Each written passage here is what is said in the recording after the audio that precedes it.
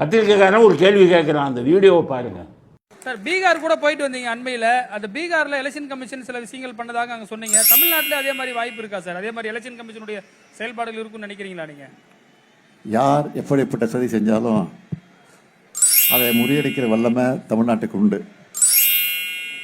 ஏன் பீகாரில் கூட தேர்தல் ஆணையம் நினைச்சது நடக்காது.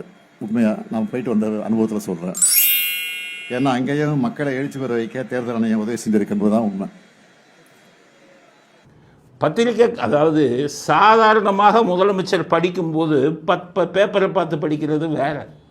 ஆனால் பத்திரிக்கைக்காரன் கேள்வி கேட்கும்போது அவன் என்ன கேள்வி கேட்பானோ உங்களுக்கு தெரியாது. அப்போ நீங்கள் என்ன பண்ணணும்? அவன் கேள்வி கேட்டதுக்குன்னா நீங்கள் பதில் பார்க்காம தான் சொல்லணும். காரணம் அவன் கேட்குற கேள்வி தெரியாத. இங்கே ஒருத்தன் கேட்குறான் பத்திரிக்கைக்காரன், இவர் பார்த்து பதில் சொல்கிறாரு. அப்படின்னா அவன் எந்த கேள்வி கேட்பானோ உங்களுக்கு எப்படி தெரியும்? அதுக்கு பதில் நீங்கள் எப்படி முதலே ரெடி பண்ணி வச்சீங்க?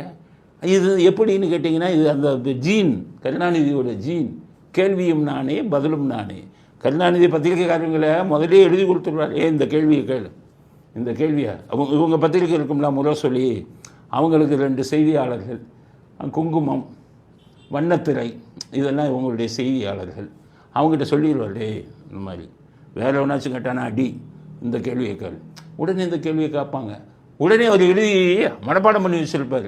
அதை பதிலாக சொல்லுவார். தமிழ்நாட்டு மக்கள் பூரா கருணாநிதி திறமையானவர்ப்பா, பத்திரிக்கைக்காரன் கேட்குறத டக் டக்குன்னு பதில் சொல்கிறார். அட பாவிங்கடா, எழுதி கொடுத்ததே அந்த ஆளு தான்டா. பதிலுக்கு ரெடியாக வச்சுக்கிட்டு அவர் கேட்ட கேள்விக்கு இவரே பதில் சொல்லுவார்.